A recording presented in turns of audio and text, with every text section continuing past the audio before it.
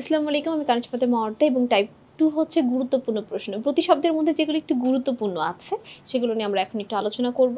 প্রথম যে প্রশ্নটা দেওয়া আছে সেটা হচ্ছে কি বলতো, অর্ণব এর অর্থ কি? অর্ণব মানেই হচ্ছে সমুদ্র, তার একটু উত্তরটা হবে 4। তপন শব্দের সমার্থক শব্দ কি? সূর্য, সাগর, চাঁদ, জটিল। এটা উত্তরটা হবে সূর্য। তপন মানেই সূর্য। অবনী মানে কি? এটা আমরা সবাই জানি পৃথিবী, এবং প্রথম অপশনটাই হচ্ছে পৃথিবী। রত্নকর শব্দের প্রতিশব্দ হচ্ছে সমুদ্র। আইন শব্দের প্রতিশব্দ নয় কোনটি? কানুন, নিয়ম, বিধান সব মানেই আইন, শুধুমাত্র শশী মানে হচ্ছে চাঁদ, তাহলে এটাই সঠিক উত্তর হবে। নিচের কোনটি গৃহ শব্দের প্রতিশব্দ নয়? নয়ন, নয়ন হচ্ছে মানে চোখ, তার এটাই হচ্ছে গৃহ শব্দের প্রতিশব্দ নয়। বাকি অপশন আমাদের দেখারও প্রয়োজন পড়লো না।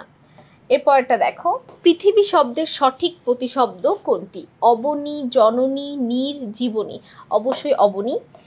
আদিত্য, সবিতা, রবি প্রত্যেকটা হচ্ছে সূর্যের প্রতিশব্দ, আমরা জানি। সূর্য, চাঁদ এগুলোই সবচেয়ে বেশি পরীক্ষায় কিন্তু আসে। প্রতিশব্দের ব্যবহার নির্ভর করে কিসের মাধ্যমে? অর্থের, বক্তব্যের, বৈশিষ্ট্যের নাকি প্রসঙ্গের? অবশ্যই প্রসঙ্গের উপর প্রতিশব্দ নির্ভর করে। কোনটি পর্বত শব্দের প্রতিশব্দ? 41 নাম্বারটা দেখেন। পর্বত শব্দের প্রতিশব্দ হচ্ছে অদ্রি। আকাশ শব্দের প্রতিশব্দ কোনটি? অশনি, অম্বর, বিভাবরী, নীলাম্ব। এটা অবশ্যই কি অম্বর। পানি শব্দের প্রতিশব্দ পয়, বাড়ি, এখানে বলা হয়েছে প্রতিশব্দ নয় কোনটি? দেখো বেশিরভাগই কিন্তু এখানে প্রতিশব্দ বলা হয়েছে, প্রতিশব্দ না কোনটা? পানি শব্দের প্রতিশব্দ নয় কোনটি? দেখো তারপরে না কোনটা, সেটা উত্তরটা কি হবে বলো তো? পানি শব্দের প্রতিশব্দ নয় কোনটি? আচ্ছা, তাহলে দেখো পানি শব্দের প্রতিশব্দ নয় কোনটি? জিমুতি। সাপ শব্দের প্রতিশব্দ কোনটি? সাপ মানে হচ্ছে ওহি।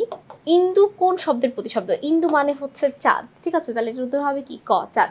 তো সকলকে অসংখ্য ধন্যবাদ আমাদের সাথে পরবর্তী দেখার জন্য, এবং পরবর্তী দেখার আমন্ত্রণ রইল। আসসালামু আলাইকুম, আল্লাহ হাফেজ।